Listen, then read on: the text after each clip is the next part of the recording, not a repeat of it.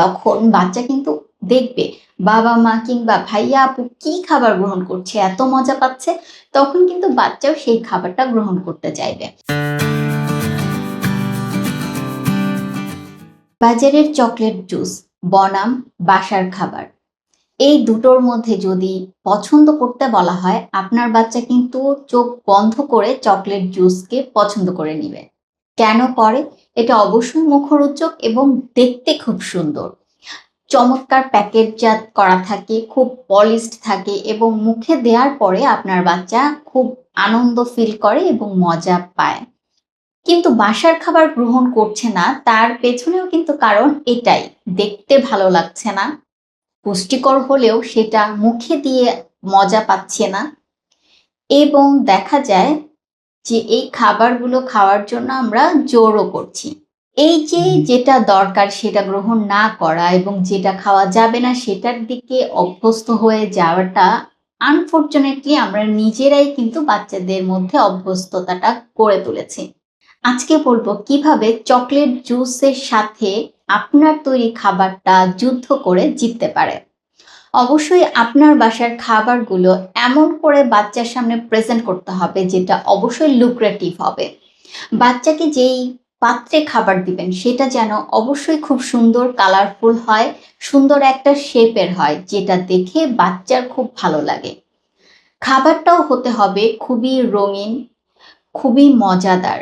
অর্থাৎ আপনি চকলেট বা জুসের পরিবর্তে নরমাল শাকসবজি দিতে পারেন না।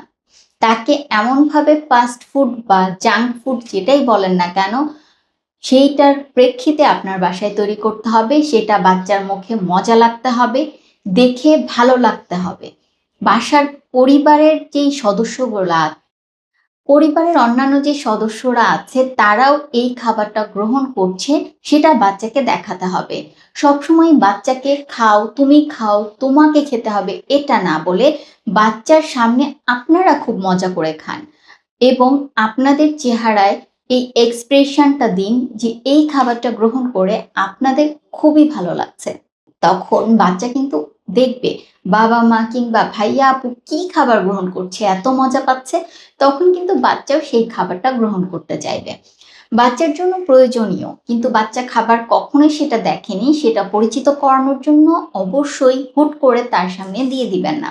এমনভাবে একটা জায়গায় ওই খাবারগুলো অন্তত ৩ দিন রাখুন যেখানে বাচ্চা সহজেই দেখতে পায়। উদাহরণস্বরূপ বলি, আপনার বাচ্চা ধরে নিন আপেল কোনো দিনও সে দেখেনি, কিন্তু আপনি চাচ্ছেন আপনার বাচ্চা আপেল খাক। তখন বাচ্চা যেই জায়গাটা দিয়ে চলবে, অর্থাৎ খাবারের টেবিল হতে পারে, বাচ্চা যদি কিচেনে যায় কিচেনে যেই জায়গায় ফল রাখা হয় সেটা হতে পারে, কিংবা ঘরের অন্যান্য জায়গায় যেই রেগুলার ফল থাকে সেখানে আপেল রেখে দিন এবং ৩ দিন বাচ্চাকে বলার দরকার নেই যে তুমি এটা খাও। বাচ্চা এটা দেখতে থাকবে দেখতে থাকবে, তখন কিন্তু আগ্রহ জন্ম নেয় এবং তখন ৩ দিন পরে আপনি তাকে এই আপেল কেটে কিংবা আস্ত জিজ্ঞেস করুন, তুমি কি এটা খাবে? যদি সে রিফিউজ করে আর দেবেন না, আবার ৩ দিন পরে তাকে অফার করবেন। আর যদি সে বলে হ্যাঁ খাবো, তখন কেটে দিন, শুধুমাত্র তাকে না, কেটে সবাইকে দিন। বাচ্চার খাবার শুরু করার পাশাপাশি খাবারের শেয়ারিংটা শেখাও গুরুত্বপূর্ণ। এই রিসার্চে কিন্তু এটাও দেখা গেছে কাছাকাছি বয়সের ভাই বোনেরা যখন বড় হচ্ছে তখন তাদের মধ্যে খেলনা, খাবার এগুলো নিয়ে যে কাড়াকাড়িটা হয় সেটাও বিকাশের একটা লক্ষণ। সো সবসময় চেষ্টা করবেন যে ফুড শেয়ারিং, খেলনা শেয়ারিং এগুলো যেন থাকে। যে কথাগুলো বললাম সেই কথাগুলো মাথায় রেখে বাচ্চার খাদ্য তালিকাটা এমনভাবে তৈরি করতে হবে যেখানে শর্করা, আমিষ, চর্বি, ভিটামিন, মিনারেলস, পর্যাপ্ত পরিমাণে পানি থাকবে, কিন্তু সেটা গদ বাঁধা খাবার হবে না। হবে এমন ধরনের খাবার যেটা পছন্দ করে বাচ্চা।